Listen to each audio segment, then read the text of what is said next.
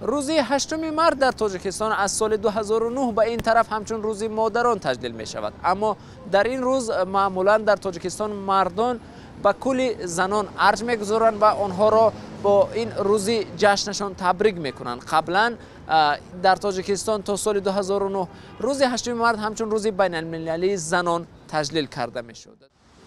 هرچند گشت و گذار آدمان در کوچه و خیابانها کم به نظر می رسد و اما بینا و اداره های دولتی با تابلوها نوشتجات ایدانه آرا داده شدند، اما رسته های گل فروشی به مثل هر وقت پرآدم و شلوغ به نظر می رسند. هرچند گل فروشان دوشنبه می گویند به فرق از سالهای گذشته خریداران گل خیلی کم به نظر می رسند. گل خرم کم شده است. تاثیر چی باشد؟ از چی سبب است به نظرتون؟ تاثیر مید اقتصادی ده مید پول گلی گلندی 20-25 سوم نرخ دارد، اما خودش مید روزهای عید با 20 و اونجا قیمت میبیاد خودش. با وجود عید مادران اعلان شدن روز 8 مارد در تاجیکستان، آن همچون جشن کل زنان و بانوان تجلیل شده روز استراحتی رسمی به شمار می رود. صبح این روز اکثر مردان نخست از رسته های گل فروشی و تحفه ها خریداری کرده بعداً به تبریک نزدیکانشان می رفتند. تحفه گرفتم برای مادرم، برای زنم. میخوام تبریک کنم با این روزی مادران. ما در دایره اویله قید میکنیم گپا عادی. توفه خریدیم، نصیب کنم میریم تبریکشون میکنیم.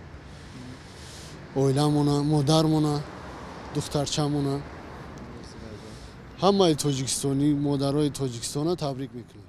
در مقایسه با دیگر جشن‌ها، حتی در مکان‌های اصلی تجلیل جشن‌ها از جمله میدان 800 سالگی مسکو، کل جوانان، باغ دوستی خلق‌ها و باغ استاد رودکی از صبح چاره‌بینی خاصی در ارتباط به روز مادر به نظر نرسید. تنها در تئاتر اپرا و بالت یک کنسرت به مناسبت این جشن بعد از نیمه دوم روز دایر گشت که آن را هم روساترودنیچست و آژانسی همکاری روسیه در تاجیکستان دایر کرد.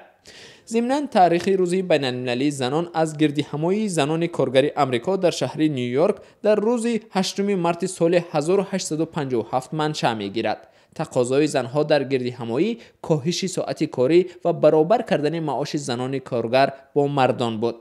8 مارد از زمان شوروی در تاجیکستان همچون روز بین المللی آزادی زنان تجلیل می‌شد، ولی امامعلی رحمان سال 2009 در پیام تبریکش آن عید را جشن مصنوعی نامید که به گفته او با مردم ما ارتباط ملی ندارد.